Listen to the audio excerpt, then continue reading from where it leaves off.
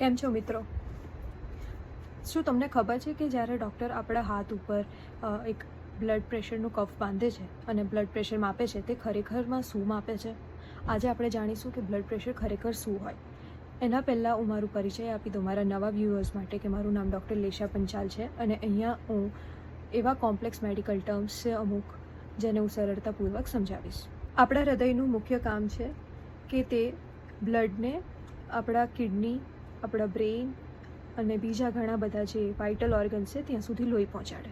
જ્યારે આ લોહી રક્તવાહિનીમાં વહેતું હોય છે ત્યારે એ એક દબાણ ક્રિએટ કરે છે, જેના લીધે થઈને બ્લડ પ્રેશર આવે છે. એમાં બ્લડ પ્રેશરમાં તમે જોયું હશે કે 2 આંકડા હોય છે. માની લો કે 120/80. જેમ કે આ પહેલો આંકડો છે 120.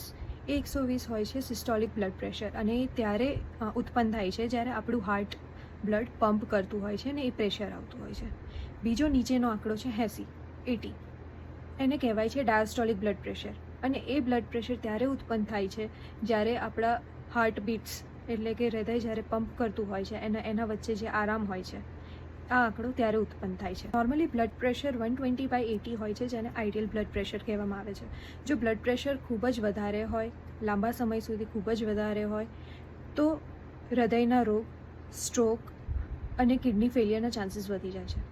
જો એ જ બ્લડ પ્રેશર અગર ખૂબ જ ઓછું થઈ જાય તો ચક્કર આવવું, ગભરામણ થવી અને ઘણીવાર પેશન્ટ બેભાન થઈ જાય છે.